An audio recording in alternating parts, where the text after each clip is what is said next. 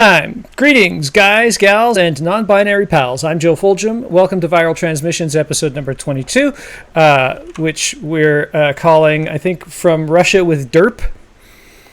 Joining me as usual is Dr. Rob Tarswell. Our guest this week is Dr. Ninka Van Houten, who has a research background in antiviral vaccine design and teaches in the Faculty of Health Sciences at Simon Fraser University. Thanks for joining us, Ninka. Viral Transmissions. Viral Transmissions, welcome. Thank you for having me. Looking forward to tonight. Viral Transmissions is supported in part by the BC Humanist Association. Learn more at bchumanist.ca. So we've got a whole bunch of COVID news, and I'm going to admit I didn't pay a lot of attention this week. So what's great is Rob gets to tell me about this stuff, and some of it I might kind of know about. I know a few of these things because I had to prep videos.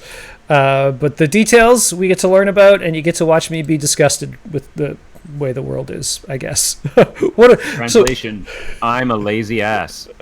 Well, everybody knows that. But why am I lazy, Rob? And it's because I'm worn down by the world. It's the world's fault. Worn down by the world. So we're starting with the numbers, as we do. Yeah. What are we up to? Deaths now past 170,000. So we're basically exactly where Dr. Fauci said we'd be back in March when he predicted that the U.S. would be, by August 5th, between 100 and 200,000 dead. Or I don't know if he said by August 5th, but I think he said within a few months back in March. So, yes, and the U.S. is still on a 1,000 death per day pace, which absolutely blows away the remainder of the developed world. But BC has lost its right to brag. Yeah. We now have active case numbers back where they were in our April peak. There's been a bit of a shift, though. Instead of it being outbreaks in care facilities, it's now outbreaks related to 20 and 30-somethings out partying in the clubs. And also, I don't know if we want to show this video now or later, but the Granville Shit Show, as we call it locally, affectionately, right, is alive and well. There's a Granville bar and pub district in Vancouver, and every Friday night, it gets so bad that the police actually block the ends off to forbid car traffic from coming in because so many people stumble out onto the streets. And at every intersection, there are police cruisers and cops. And this is what was happening. Here we go. Friday night on Granville Street. So we're at, here we go.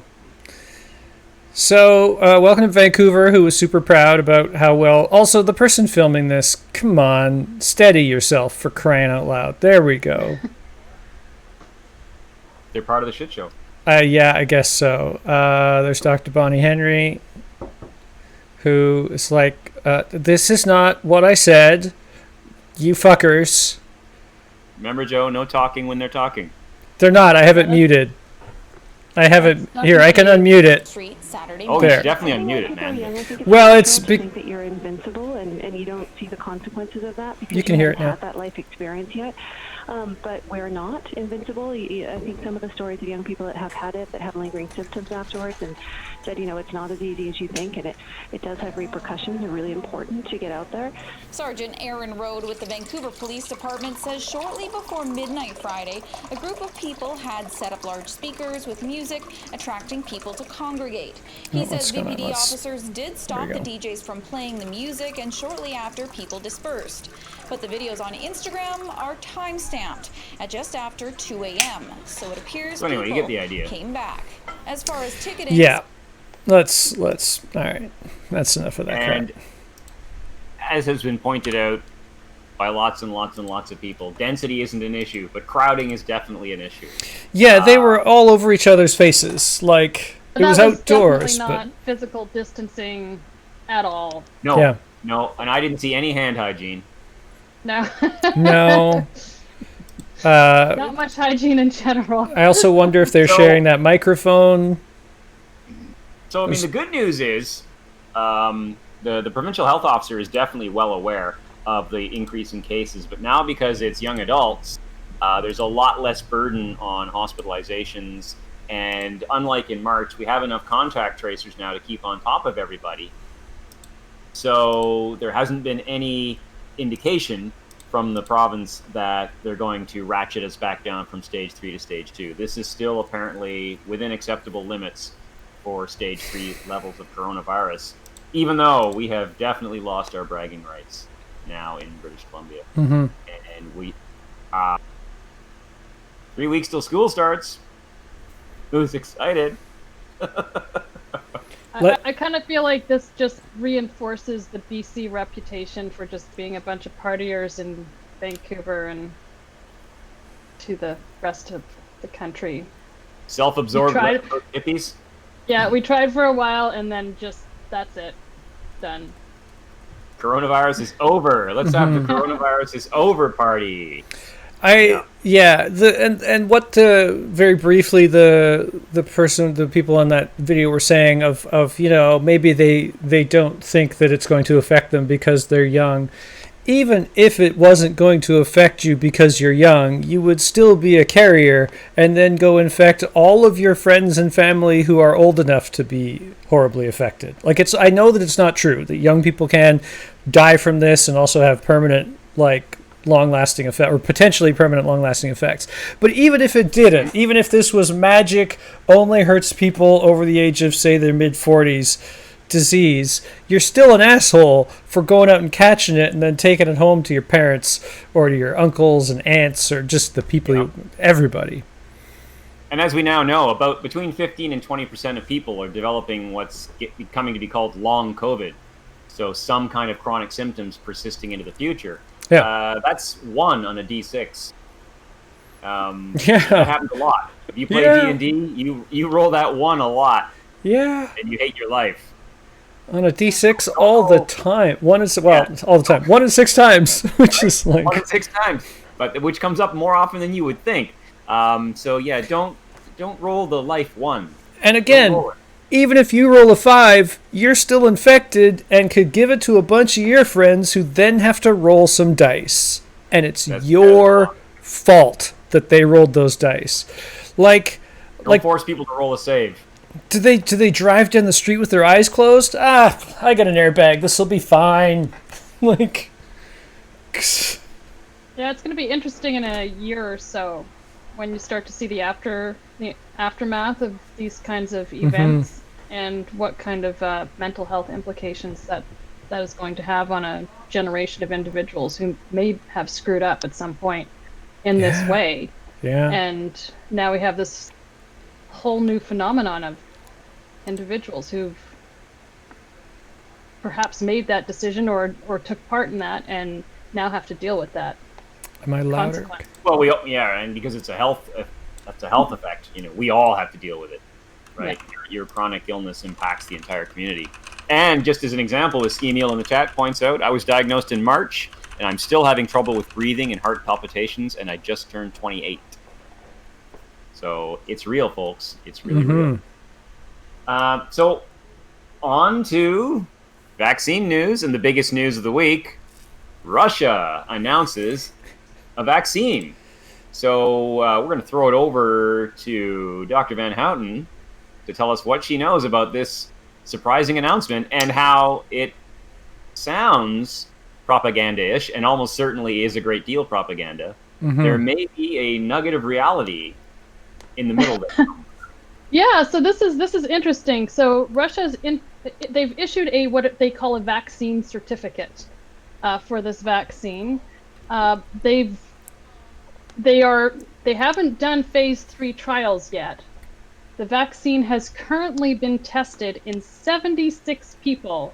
And if you're familiar at all with how vaccines are tested, 76 people is not very many.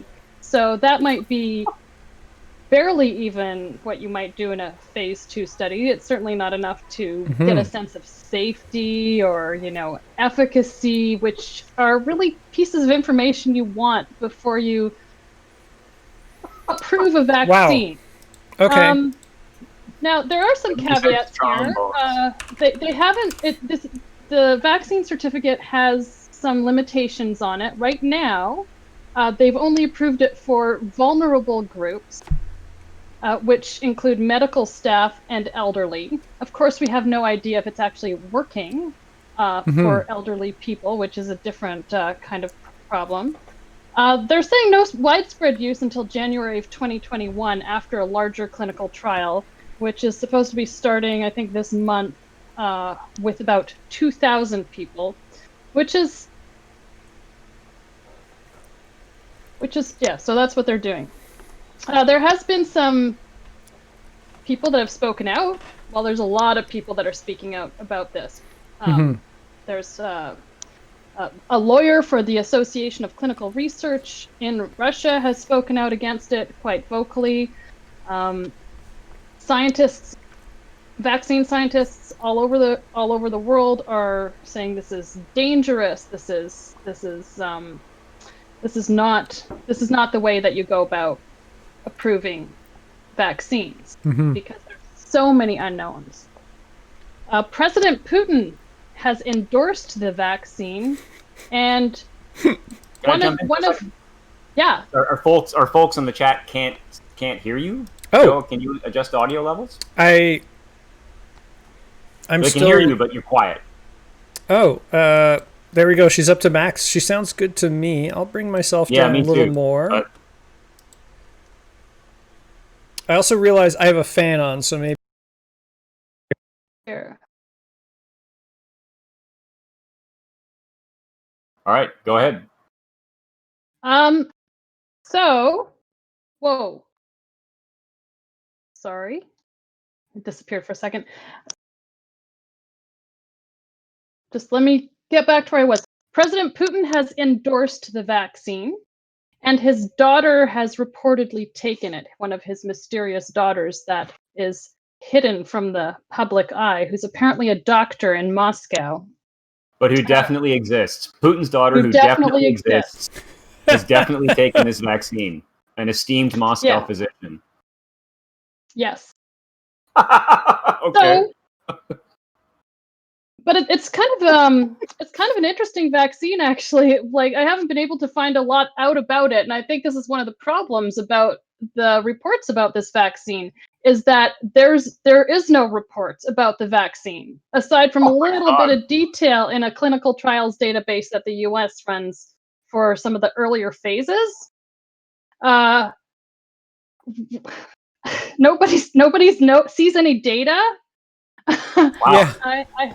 I have no idea what the responses look like. I don't know what the animal data looks like. Don't know what the vaccine design. I have a little bit of a sense of what that is. But it's kind of interesting what they're doing. Vietnam has ordered 50 million doses of this. Vietnam, who's been doing so great. Vietnam is the country that people keep pointing out. Look, we keep talking about New Zealand, but Vietnam is bigger and has done better, and they're not just a fucking island. Stop being racist and pointing to New Zealand all the time. And then, now they're throwing all that away by buying into this. I am so proud of my bullshit detector, because I remember when the tweets started out with people going, Russia has announced a new vaccine out of nowhere entering phase 3. And I went, really? Russia? Out of nowhere? Phase 3? That's bullshit. That's total bullshit. And everything seems to align with that belief that, like, it's just Russia talking shit. Like, the phase 3 trial, I could buy that. Yeah. It's the pre-approval. Right. That is for use that I find incredible. Although reading a little bit about the vaccine, it's not that different than some of the other vaccine candidate frontrunners that we're seeing in the news. Okay. So there could be some potential there for it to actually function. Right. It's actually there are some similarities to the Oxford vaccine, as well as a vaccine that I think the Canadian government is developing. The CanSino? So it's based on, just superficial investigation. It's based on what makes sense in the current vaccine science. And they also had a platform that they were using for Ebola and MERS. So they've basically taken this platform that they were, and MERS is Middle East Respiratory Virus, which is also a coronavirus. So they have some experience in using this platform to develop vaccines, and now they've transitioned it to a SARS-CoV-2 application, which is the approach that a lot of the vaccine developers have been using. They're actually doing a dual administration of two slightly different versions of a vaccine. So they have one carrier carrying the SARS protein and then a different carrier carrying the SARS protein. And I thought that was interesting because that might actually enhance the immune responses against the SARS protein. Oh, okay. So either they're developing this using a sound pathway, or their propaganda ministry has actually plagiarized decently. Right. Or it's both. I mean, could be that they're announcing and deciding that this works before they know that it works, but they're doing that because they're confident that the core is good. Is that what we're deciding? Like, no. Do we have the information to make any call at all? Right. Yeah. That's how I feel about it. Like, okay, neat, prove it. But now, one of the things about this vaccine is that they're naming Sputnik 5. Sputnik 5 was... So, wait, I'm not muted. Were Sputniks 1 through 4 the satellites, and this is now number 5? Is that how that works? I'm not too familiar with the Sputnik I think there's satellites. actually so there's a series of Sputnik satellites, including Sputnik 2, who brought the dog Laika to space. Right. I think there was actually a Sputnik 5 satellite as well. Okay. But I could be wrong. I'm not a space scientist. Yeah. But, it's definitely labeled in the vein of these. So there's a Sputnik 2, but the West has incorrectly called it Sputnik 5. So yeah, it looks like there's only been 4. But the West does call, and the West calls number 4 Sputnik 9. So there's a whole bunch of weird stuff going on here. Okay. So basically, we're looking at the new space race. Yes. Right. You had an interesting vaccines. You had and you were pointing out that the U.S. is calling its effort Warp Speed, and Operation there's Warp Speed. Yes. A lot of chest thumping happening at high political levels. So the new space race is the vaccine race. Exactly, and what's funny is Putin has actually offered to help the U.S. with their vaccine race, and Trump was briefed of the Russian vaccine, and apparently the White House said that they wanted to have phase 3 and that they that their vaccine would have high standards, and I'm very excited to see the White House caring about science now. Yeah, yeah. Ours will have high standards. High standards. Now that there's a politically acceptable reason to talk about standards, we'll talk about them. Yeah. I would love to hear the follow-up question and answer of what do you mean by high standards when it comes to vaccines? But then he'll be like, only the best, like their ingredients. Who knows where their ingredients come from? Our ingredients will only come from the best. I can already imagine the bullshit that he gives. And the amount of people who would listen to that and go, oh, well, good, ours would have good ingredients. That was a good answer. Question from the chat. Yeah. Any updates on BCG? Is that one you've been following at all, even loosely? I have not, because you have not. Because I haven't. And that is because my gut says I don't understand how that makes sense. Right. So I mean, it's in phase 3. But there might be something I'm missing there. The good news is they were able to roll directly into phase 3 because it's an established vaccine. But I haven't heard any news, and I try to keep my ear to the ground about vaccine developments. So nothing specific on the BCG front, unfortunately. But now we have 8 candidates in phase 3 trials, which is fantastic. Another thing that's pretty fantastic. Some news that came out this week. The U.S.'s leading candidate, being developed by Moderna, turns out they were forced to make a disclosure to their investors this week that they may not actually own all of their intellectual property. And what that means is that there are certain proprietary components of their vaccine that aren't actually patented, that they thought were patented. So we're looking at possibly a pretty great vaccine, but a massive capitalism failure. And Moderna's share price took a real beating. So now the question is, who owns this vaccine? Who's going to develop this vaccine? Yeah. And I don't have the answers. I don't know. Is that something that you've has come across your path?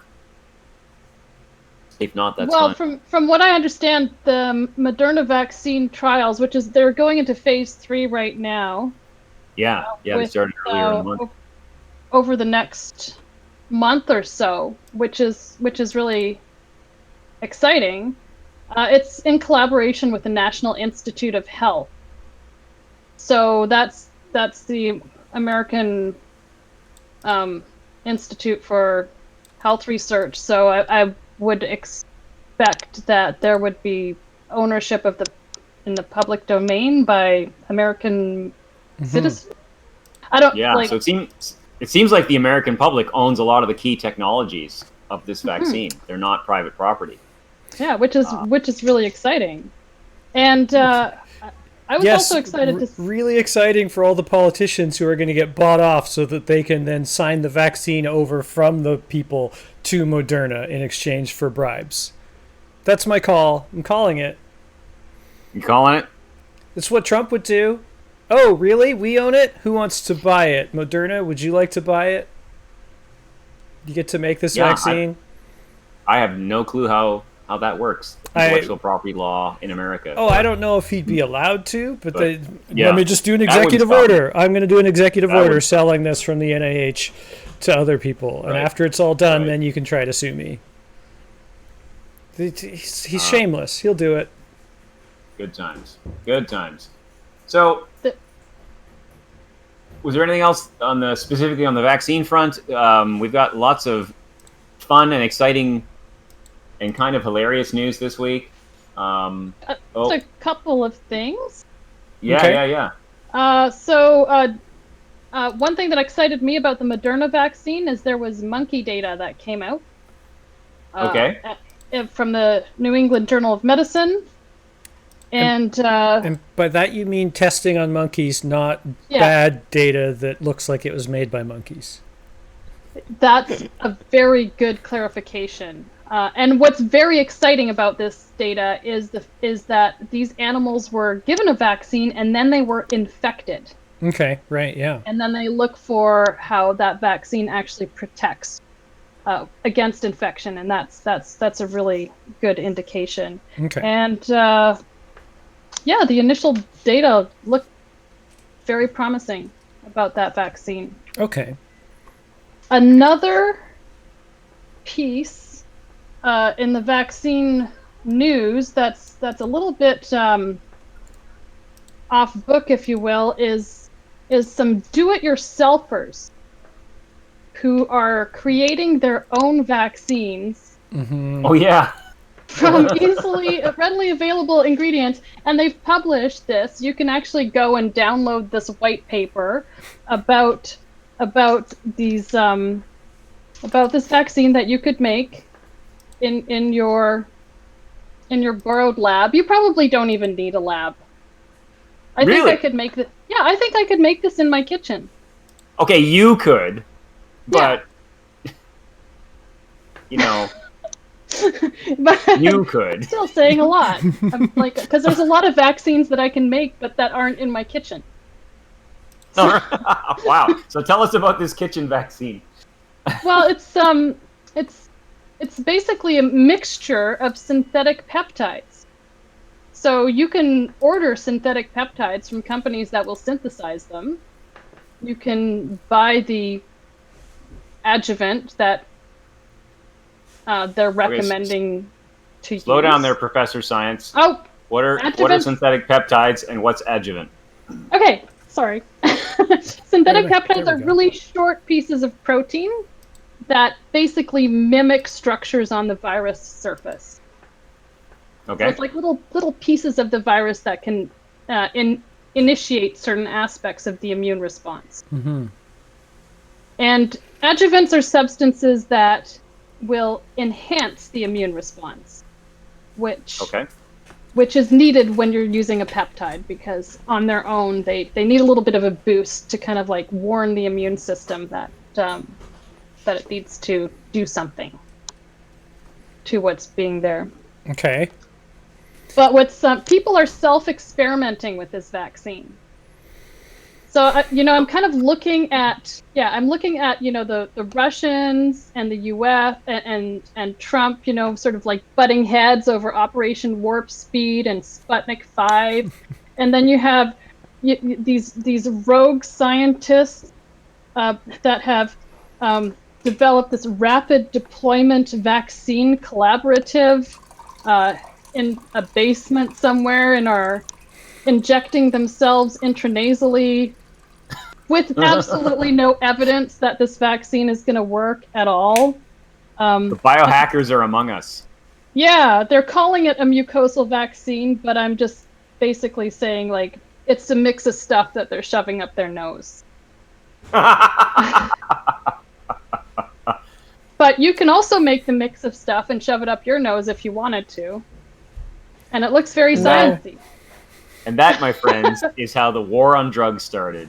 And now you know the rest of the story.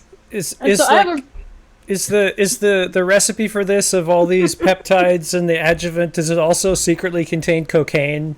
And this is just their excuse for getting high while the world ends. Well, they want it to be readily available stuff, but I don't know how hard cocaine is to get. Actually, I don't either. So, question from the audience: what's the reasoning, or what's the rationale for this working as a vaccine? Good question.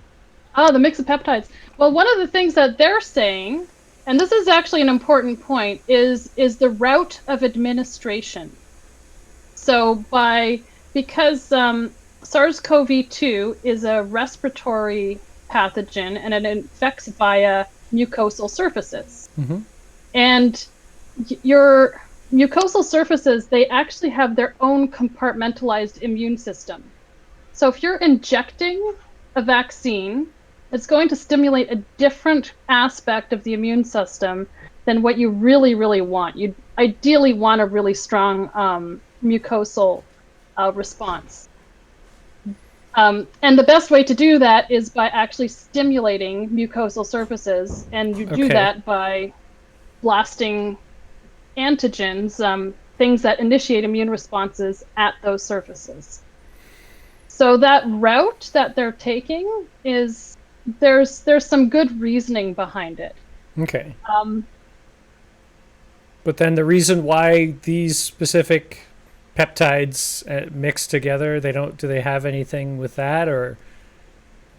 Well, they did there's a term called epitope mapping.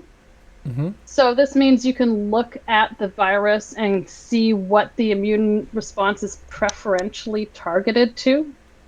Okay. But that doesn't mean that you can just take that region and then put it into a vaccine. Right. I mean, sometimes that works, but most times it doesn't. And then stimulating mucosal responses with peptides, that's really, really tough to make work. Okay. And so to just guess, and that's what they're doing. They're just guessing. Mm-hmm.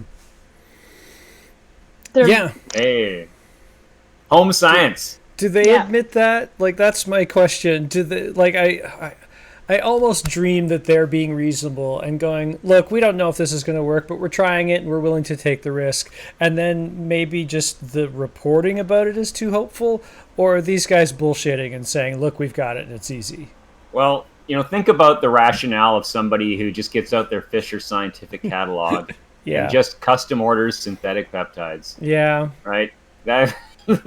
Yeah. These are white men in garages. That's who's doing it. Yeah. So this is Dunning-Kruger. This is Dunning-Kruger the vaccine. There's a lot of ego. Yeah. Yeah. And is it Dunning-Kruger? I don't know. Maybe to some extent. It's a lot of these people are associated with Harvard and MIT. These aren't stupid people, but I don't think that they understand how vaccines work. Right, so they have a little bit of knowledge. They have some knowledge, and then that's the confidence. Perfect Dunning-Kruger. It's perfect Dunning-Kruger, right? Where they have just enough to go, come on, how hard could this be? We know about these peptide things from that other thing we do that has nothing to do with vaccines. So let's just, okay. It's intellect dependent. I've been playing this mental game where I'm looking at, the Radvac vaccine, Sputnik 5, Operation Warp Speed, Oxford vaccine, which sounds so sensible. And then, kind of going, which one would you take if you had to choose Oxford, please. Oxford, please. All day long.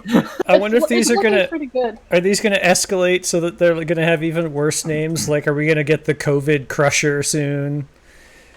Oh, I hope so. Right, the new COVID Crusher vaccine from Pfizer. It's also possibly not a coincidence that only the Oxford group is led by a woman, which is interesting. Yeah. Fair. Very it's possibly sensible. Not a coincidence that the most sensible vaccine taking the most sensible path and yet is getting there the quickest. The Rona Ruiner from Ischemial in chat. I love that name. Yeah. The Rona Ruiner. Although I have to say, the Moderna vaccine is looking pretty good. Okay. Based on the monkey data. Now we don't know who owns it, but it's a great looking it's a great looking product. We love monkey data. Maybe even a little bit. Yeah, there's monkey data for the Oxford vaccine now too, and so I was looking at both of them. I'm almost liking what the Moderna vaccine looks like a little bit more based on monkey data. Ahead by a nose. Coming into the third quarter. Okay, all right. I might. You heard it here on Viral Transmissions First. Get to the betting markets first thing in the morning before this information's widely available. Yeah. Contact your local sports book. So, in general news, some interesting happenings going on that are kind of surprising.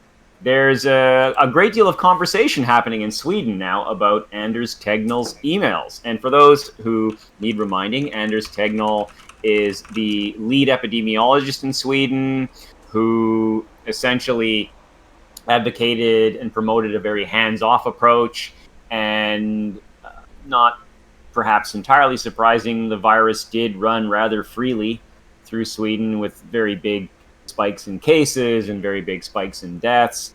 That does seem to be turning around in the numbers lately, but certainly Sweden was way out in front with cases and deaths early on. And the reason this email has come to people's attention, and I'm reading English translations. Here, I'll post the link that I'm using in the chat if you all want to follow along. There we go. And there's a particular paragraph when Tegnell, if I'm pronouncing that correctly, is talking to his retired boss, the guy that hired him, the former Swedish chief epidemiologist, and who has he's been very active in retirement, has been very free with his time, which of course is what you kind of like. You like your silverback monkeys to not get too far away from the tribe when their days of being strong young bucks are done. You want them around for the wisdom, right? And so Tegnell says in an email March 19th to his former boss, surely it has to be the case that as immunity rises in the population, the rate of spread of the disease decreases. So it's obviously not the case that when you reach herd immunity, everything stops all of a sudden. Is there a way of modeling how the spread comes to a halt? Now, is he asking a basic question about his job? He's asking, yes. Yes, he is. Okay. And the answer coming from the retired epidemiologist Giesecke, Giesecke, answers, absolutely correct. R0 is right at the start. And R0 describes the rate of spread of a disease in a naive population. And if it's 1, that means 1 infected case causes one infection. And if it's higher, it's basically the number of people that an index case will infect in a naive population. Mm-hmm. Then you usually start talking about RE, open parenthesis, E for effective, close parenthesis, which reduces over time and gradually sinks below 1. Then the infection rate becomes less and less. It should be easy to illustrate. So the question is, did he just kind of have a derp and he's on the cusp of the biggest job of his career and he's just reconfirming basic knowledge? Like, okay, lift is on top of the wing and that's what makes the plane go up into the air when you achieve takeoff speed. Right. Or is he kind of telling on himself here and missing basic concepts that are like kind of in the first half of chapter 1 of any epidemiology textbook? Well, obviously we don't know. I suppose we can judge for ourselves based on Sweden's approach to this thing and the resultant carnage. But it's certainly here in an interesting story back on March 19th. What it actually means, we have to leave it to you, the listener, to decide. So I will say I found that story pretty disturbing, though. So he's a licensed physician, and he specialized in infectious disease at Linköping University Hospital. He treated the first patient in Sweden with viral hemorrhagic fever. Wow. Tegnell or his boss? Tegnell did. Yeah. So he should know this stuff. Right. It's the ocean he swims in. Yeah, or should be. But brain farts happen at the same time. Like, it could totally be just a... You're right, I asked that question. Sure. Like, thank you for Surely replying. There's a way to model this, he asks. Like, yeah.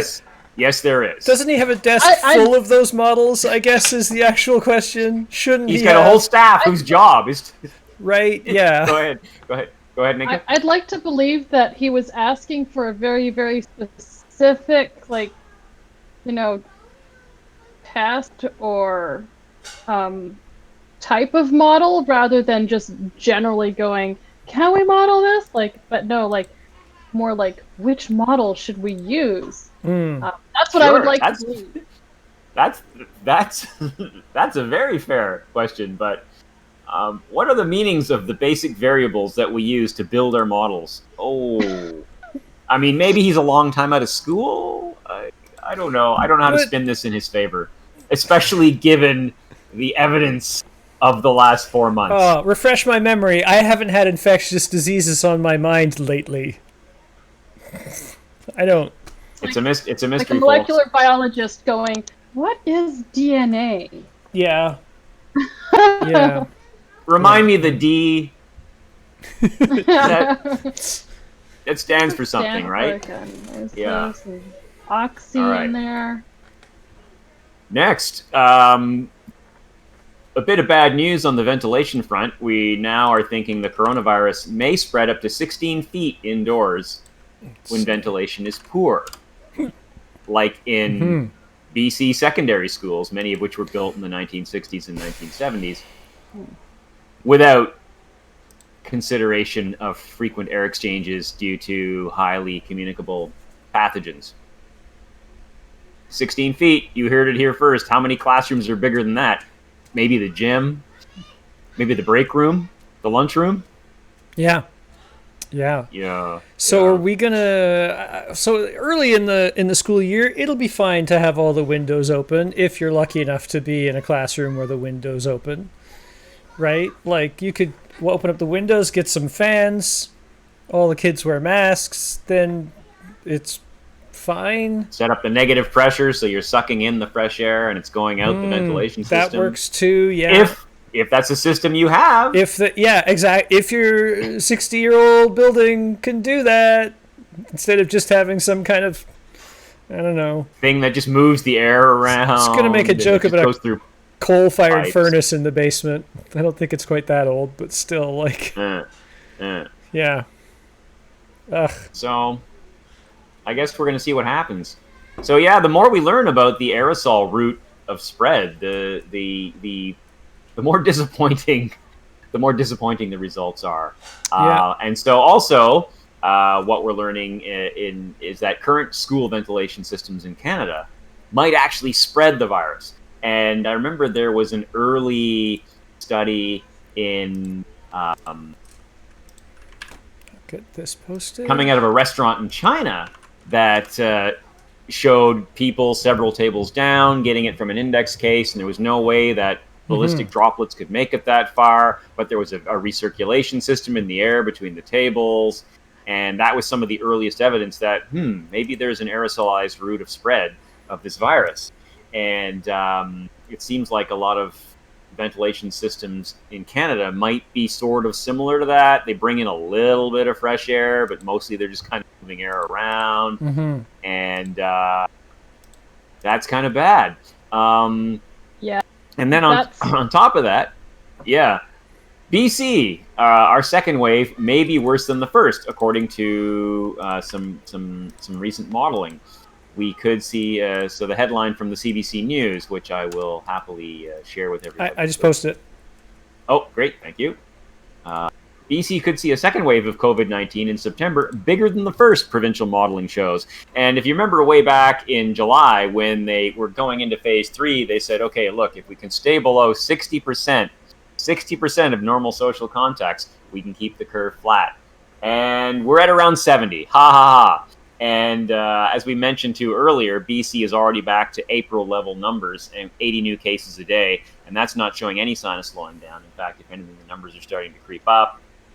And we're all just kind of hanging on, wondering what the Monday numbers are going to look like.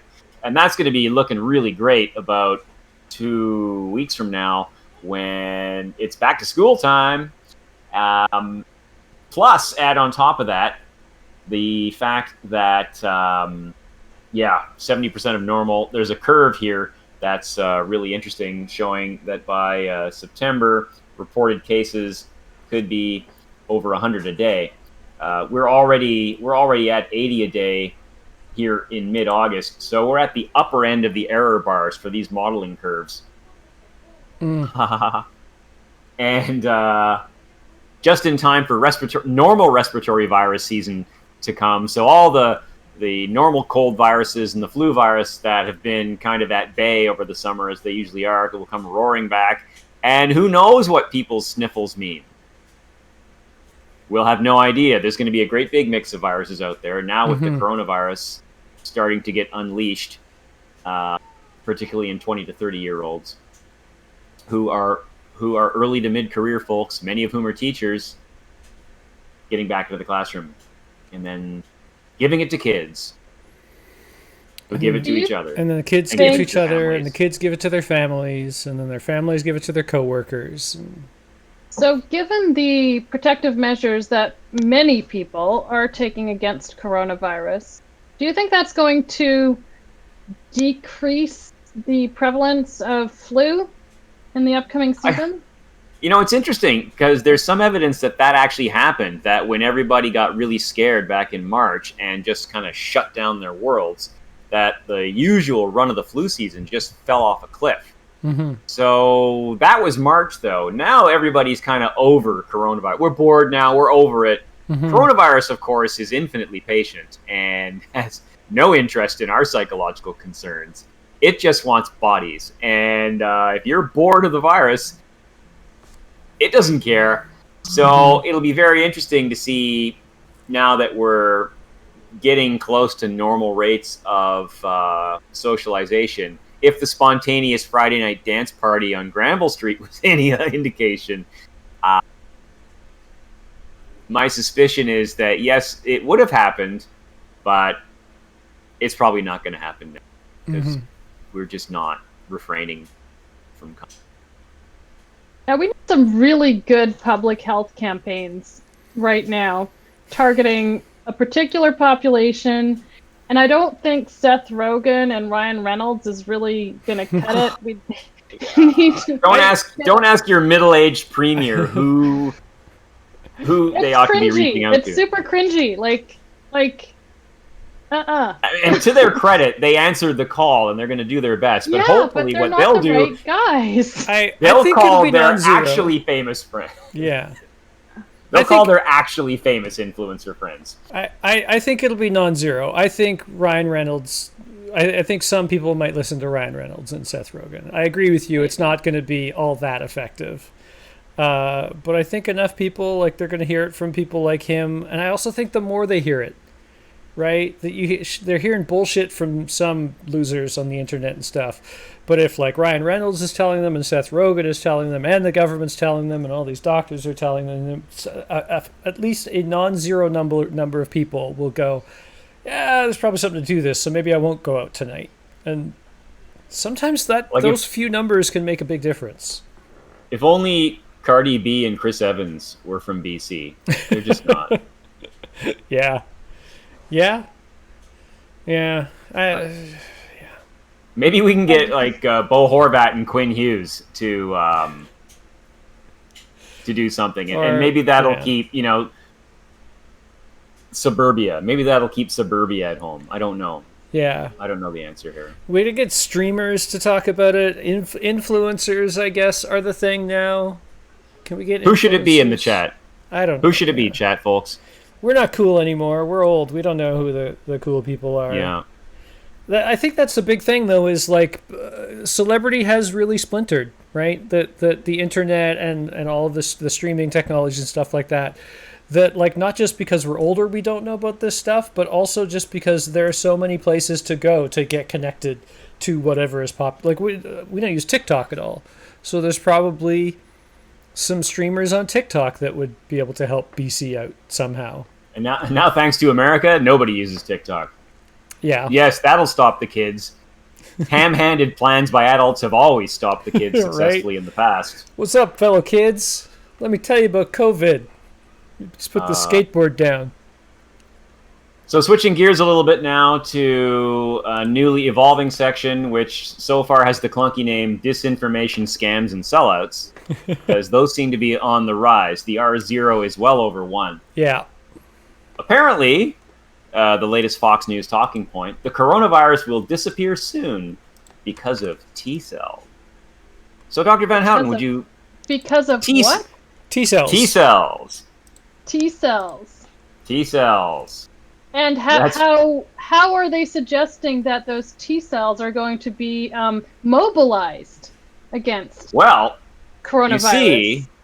You see, individuals who've had other coronaviruses in the past have, in vitro studies or lab studies where we suck the blood out of you and look at it under a microscope, have shown some cross-reactivity and activation to the novel coronavirus.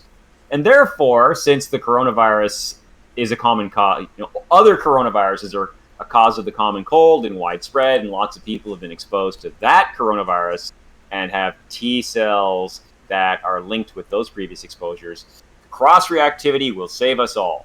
Laura Ingraham said so on her odious show. And that's from Dr. Scott Atlas, Hoover Institution Senior Fellow. I have a question that I kind of know the answer to for Dr. Van Houten.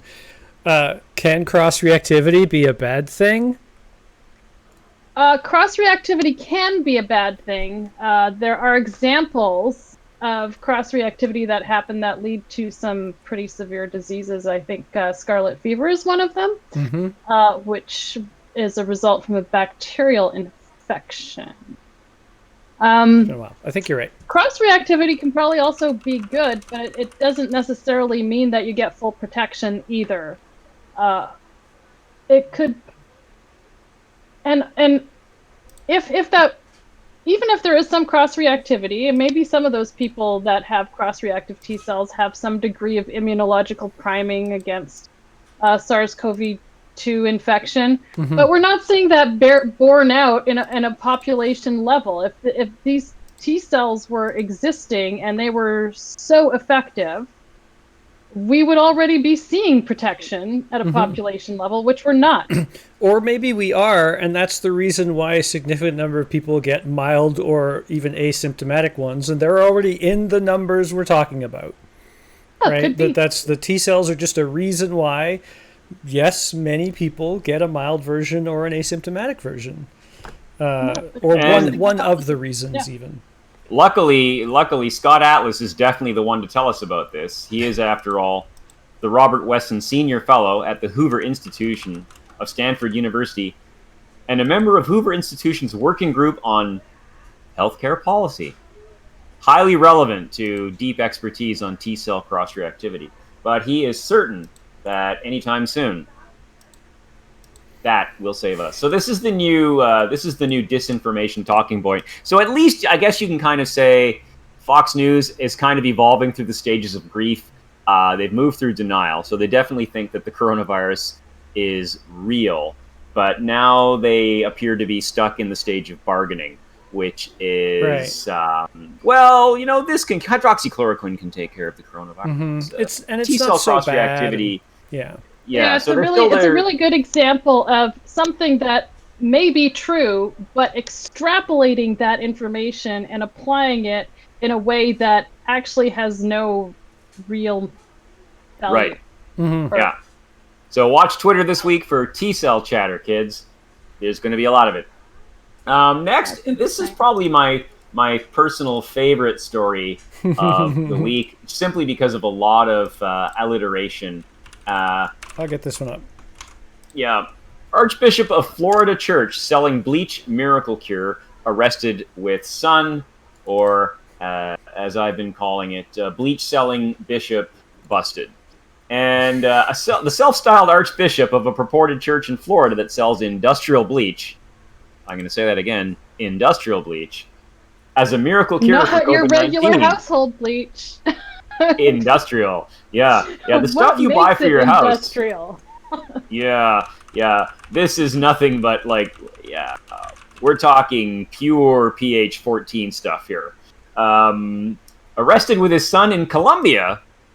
Gosh, why would he run to Colombia? And faces extradition to the U.S. Video footage showed Mark Grenon and his son Joseph, dressed in blue jumpsuits and masks, being led away by armed police. The pair had been taken into custody on suspicion of selling a miracle solution that had caused the deaths of 7 American citizens. So I think Trump's suggestion of bleach actually has caused more deaths than his suggestion of hydroxychloroquine, which once the internet found out that chloroquine is the active ingredient in fish tank cleaner, there was a run on eBay on fish tank cleaner to get the chloroquine, and a couple in Arizona died self-dosing, because if some is good, more is better, and gosh, what could the harm be? The president says it's okay. But now I think actually there are more bleach deaths than there are chloroquine deaths. God bless the president of the United States. Yeah, so their apprehension comes a month after the Archbishop of the Genesis 2 Church, as well as 3 of his sons, were charged by federal authorities in Florida with dealing in a substance that has not been approved for medical use and could be life-threatening. Could be. 7 people dead. Could be life-threatening. Could be life-threatening. Chlorine dioxide, used in textile manufacturing. This is the good stuff here. The Grenons marketed as Miracle Mineral Solution, or MMS. And if you haven't looked into MMS, you want to go down a serious YouTube rabbit hole. Just look up videos of MMS on YouTube, and you'll be fascinated and horrified for days at the things people do with this stuff, like drink it, put it on lesions. Enemas. Inhale. MMS, yeah. There is an entire... I said enemas. Enemas, yeah. No. Mike Sierra, MMS. No, but Nick is saying they would use it for enemas. An MMS enema. Yeah. I didn't get the joke. There's a whole Wikipedia page on this. Yeah, people put it up their butt, Rob. Yeah, they do. And the black stuff that comes out is not toxins. Well, I suppose it's become toxic. Once you have necrosed and sloughed your mucosal layer, you want that out. So your body is doing its best to protect you from yourself, but your body can only do so much. The best part, when The Guardian asked Mark Grenon to respond to the FDA's warning, he replied in an email, "You and your Guardian newspaper are just puppets of the evil players of this world, like the Murdoch Rothschild families. May God open your eyes, picklehead Ed, that doesn't research the truth, or you are a paid liar." Says the guy making money off of selling a miracle cure. Industrial bleach. You're not giving away industrial bleach. You're selling it, buddy. Surprised they didn't at least try to brand it as pharmaceutical grade bleach.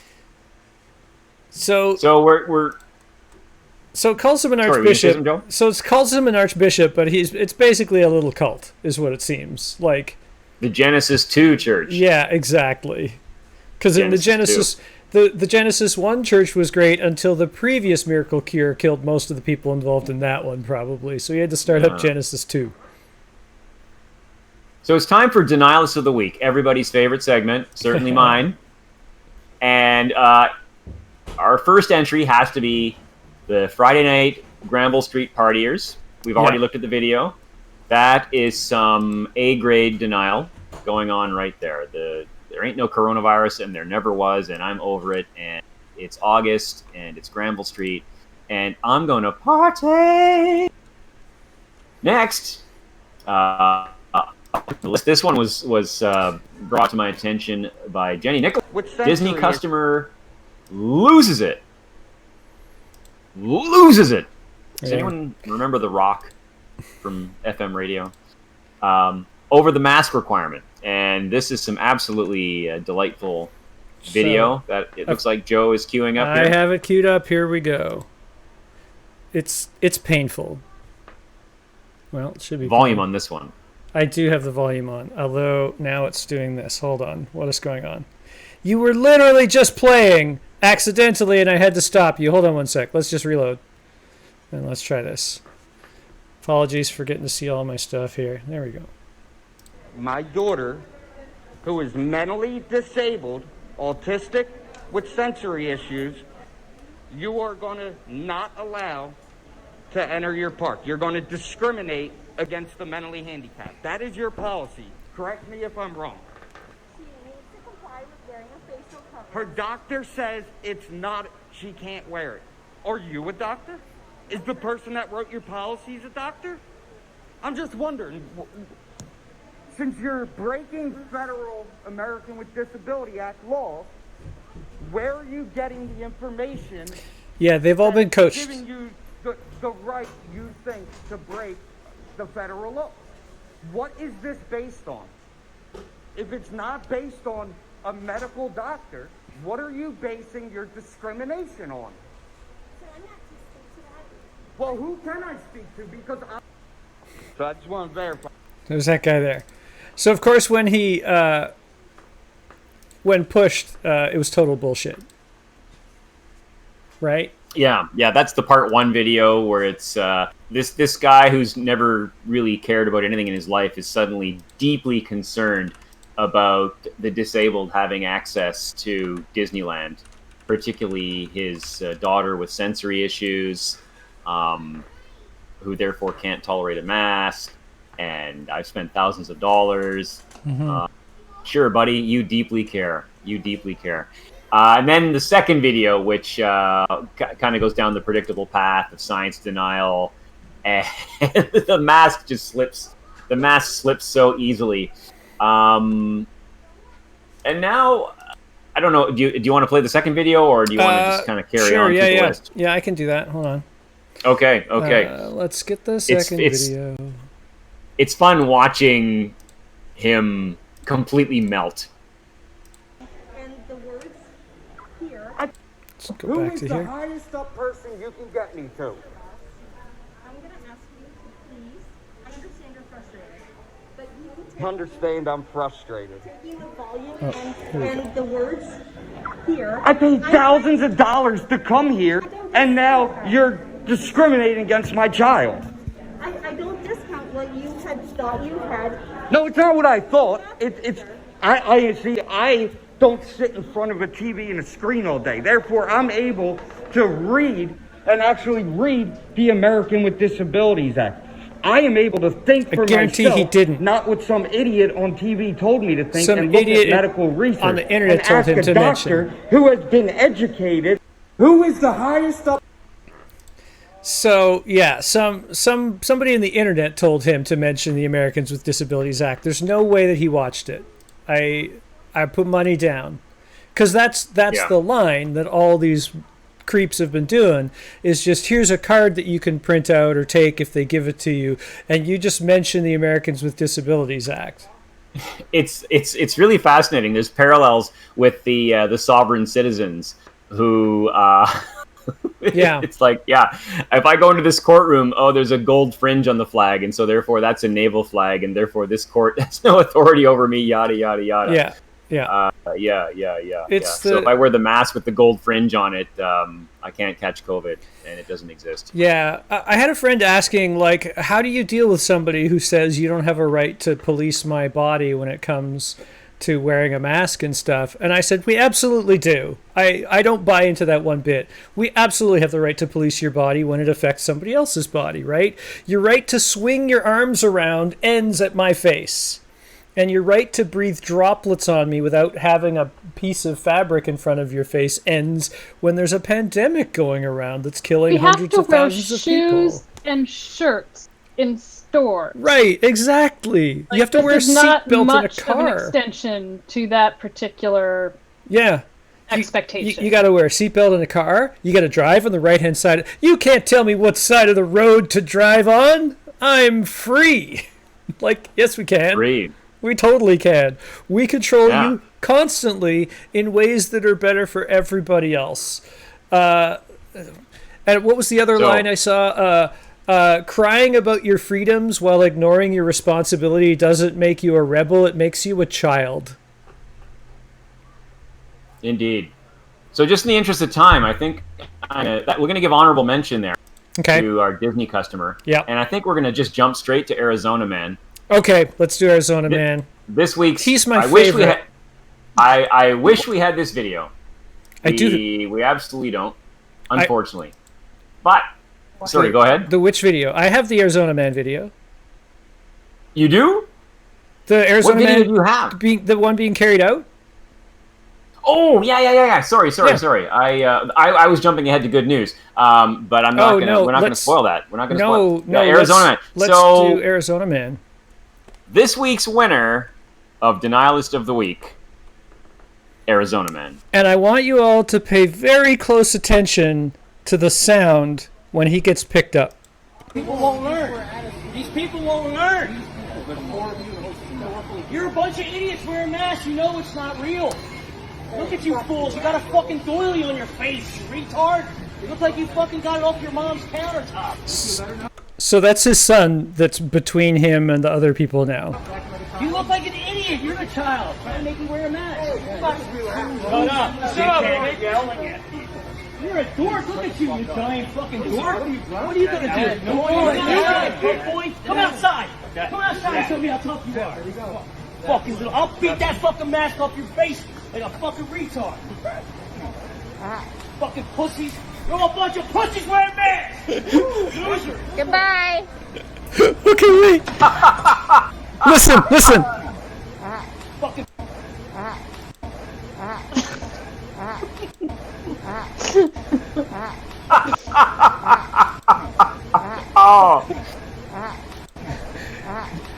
His son squeezes him when he picks him up, so he farts. Now, it could be somebody else farting, could be a squeaky shoe on the floor, but it coincides with him getting picked up so perfectly that in my headcanon, his son picks him up and he farts in the middle of being angry, and it's the greatest own ever.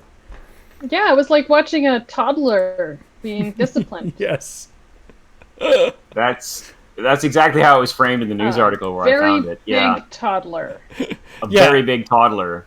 Threatening to beat up everybody in the store for wearing masks. Theoretically adult. And a great example of what I call Fulgham's rule, which is when the right makes an accusation, it's usually a confession. Because he's like telling them they're all idiots, believing all this stuff. I'm like, dude, you're just believing some idiot who told you some stuff about masks. You're super mad that these other people listen to the actual experts.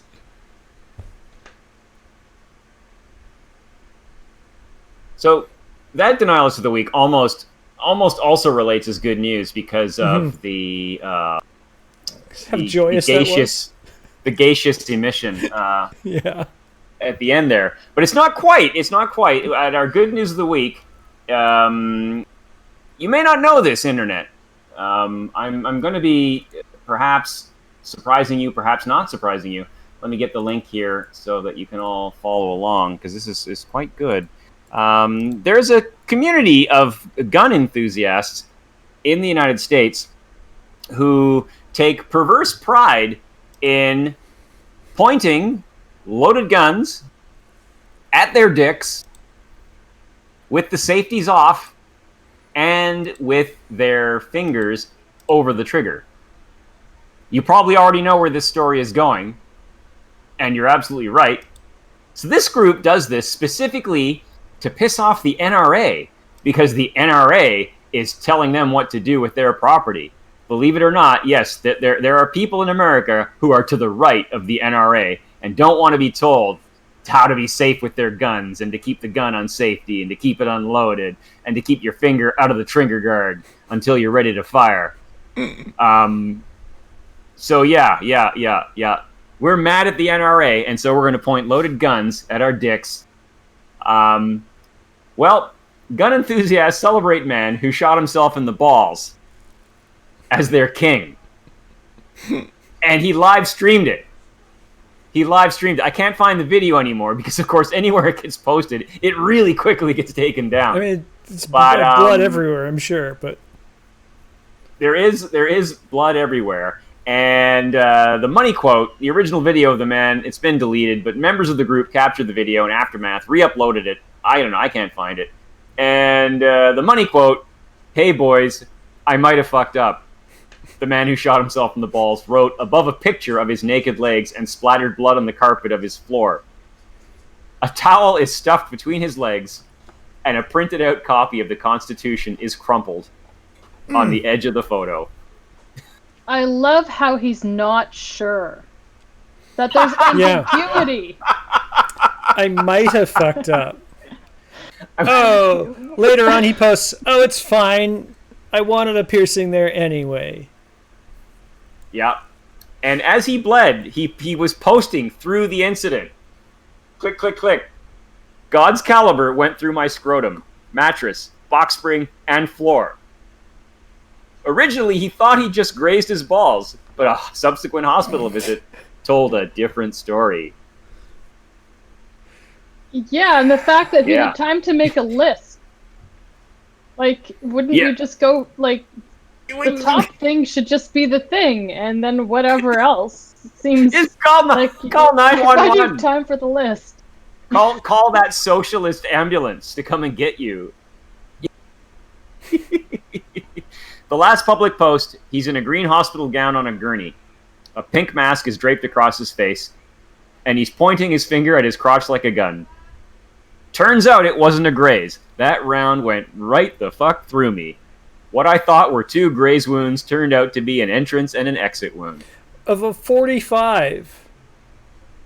Yeah. So 0.45, that's of an inch, right? In a 40. When you say 45 count, so almost a half an inch, and then surely a little bigger, because as you do it, it's all going to tear. And oh man.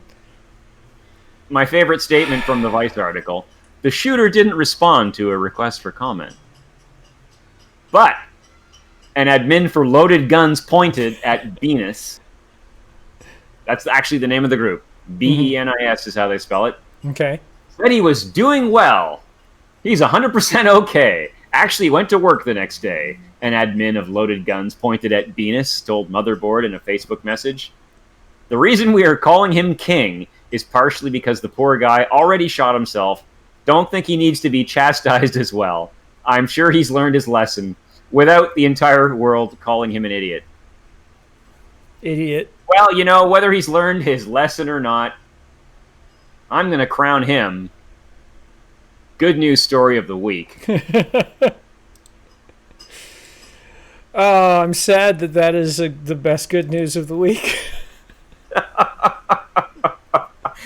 It's so harder to imagine a more literal crystallization of the Darwin effect in operation.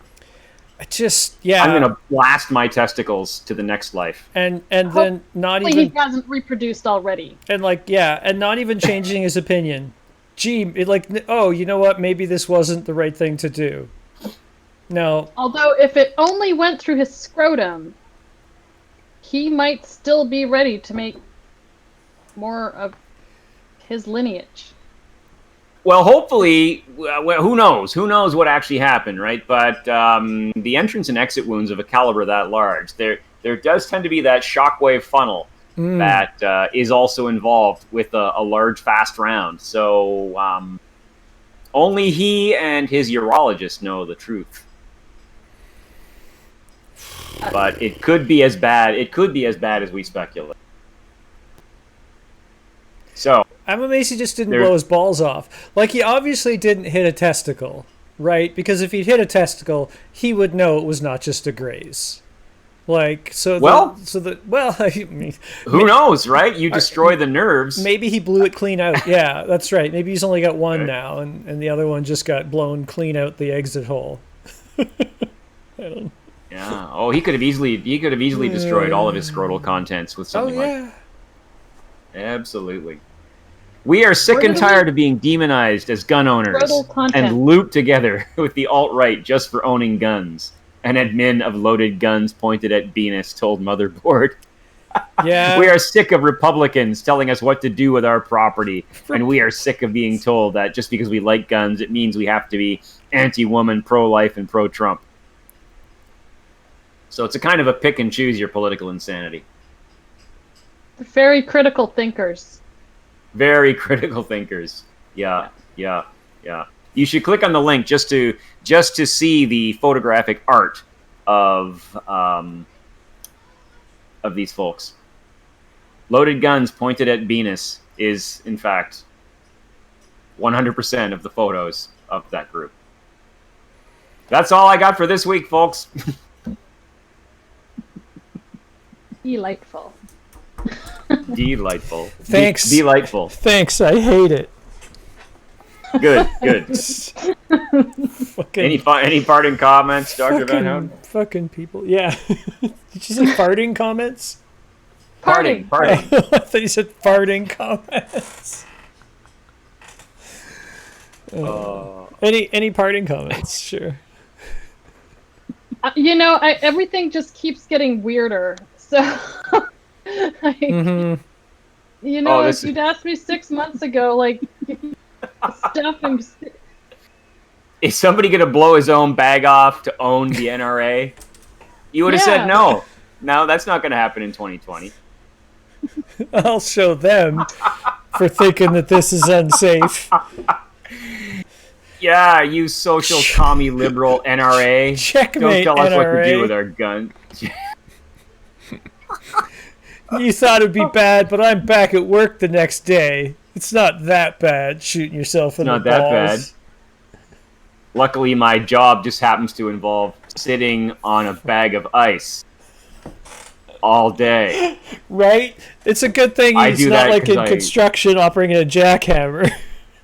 It's kind of an interesting contrast with social rebellion. Like, you have, balls shooting off balls guys, and then you also have the guys who are like the MIT guys who are making, weird vaccines in basements. And I feel like it's like, it's like the nerds versus jocks version of like social rebellion.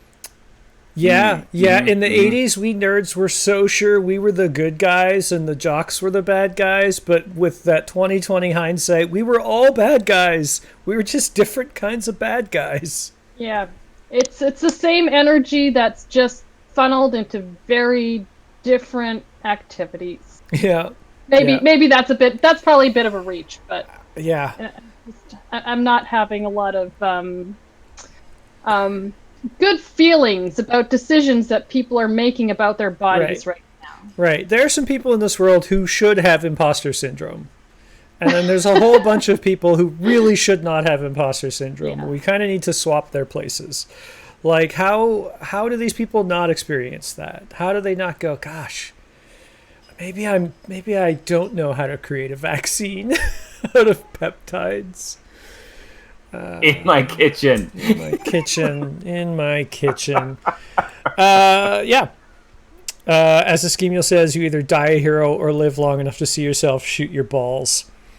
I choose die a hero. I don't have a gun, so I'm pretty safe on that end. I don't want a gun. Fired guns, I get it, they're fun, but pass. Okay, that's the episode for this week. That is Viral Transmissions, episode number 22, from Russia with Derp.